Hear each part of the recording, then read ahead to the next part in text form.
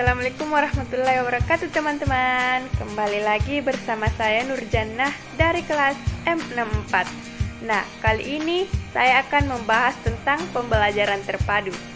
Adapun sub-sub materi yang akan saya bahas itu yang pertama adalah pengertian pembelajaran terpadu, yang kedua latar belakang pembelajaran terpadu, yang ketiga karakteristik pembelajaran terpadu, yang keempat, tujuan dan fungsi pembelajaran terpadu.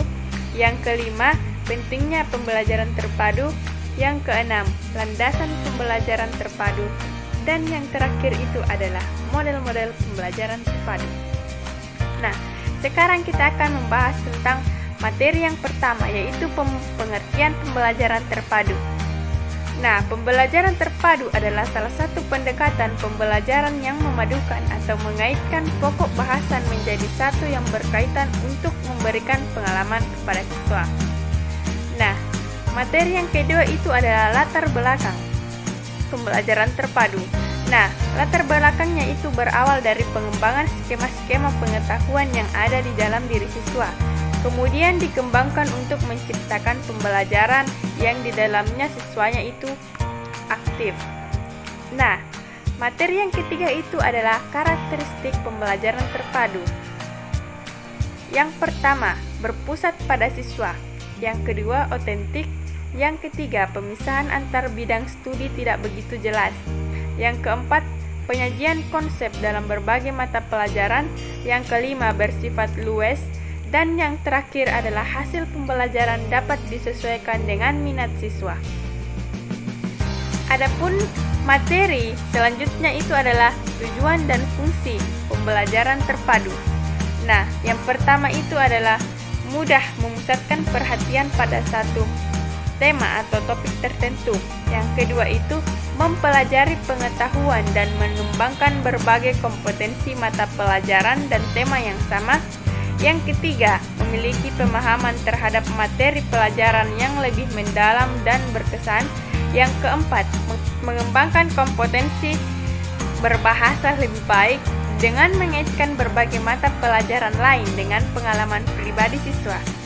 Yang kelima, lebih bergairah belajar karena mereka dapat belajar dengan situasi yang nyata. Dan yang terakhir, lebih merasakan manfaat dan makna belajar karena materi yang disajikan dalam konteksnya itu jelas. Nah, materi selanjutnya itu adalah pentingnya pembelajaran terpadu. Nah, yang pertama itu dunia anak adalah dunia yang nyata. Yang kedua adalah proses pemahaman untuk anak terhadap suatu konsep peristiwa. Yang ketiga, pembelajaran akan lebih bermakna. Yang keempat, memberi peluang untuk mengembangkan kemampuan dan memperkuat kemampuan yang diperoleh. Yang kelima itu adalah efisiensi waktu. Nah, materi selanjutnya itu adalah landasan pembelajaran terpadu. Nah, landasan pembelajaran terpadu terbagi menjadi 4. Yang pertama itu adalah landasan filosofis, yang kedua landasan praktis, yang ketiga landasan psikologis, dan yang terakhir itu adalah landasan yuridis. Nah, kita akan membahas landasan yang pertama itu landasan filosofis. Nah, landasan filosofis ini terbagi menjadi 3. Yang pertama itu aliran progresivisme. Nah, aliran ini proses pembelajarannya kreativitas memperhatikan kegiatan siswa. Yang kedua itu aliran konstruktivisme yang melihat pengalaman langsung. Dan yang ketiga itu aliran humanisme yang melihat dari potensi, keunikan dan motivasi yang dimilikinya. Nah, landasan yang kedua itu adalah landasan praktis, di mana landasan ini berkaitan dengan kondisi-kondisi nyata yang pada umumnya terjadi dalam proses pembelajaran saat ini, sehingga harus mendapat perhatian dalam pelaksanaan pembelajaran terpadu. Nah, landasan yang ketiga itu adalah landasan psikologis. Nah, pembelajaran ini menekankan pada keterlibatan siswa dalam proses belajar secara aktif dalam proses pembelajaran, sehingga siswa dapat memperoleh pengalaman langsung dan terlatih untuk dapat menemukan sendiri pengetahuan yang dipelajarinya.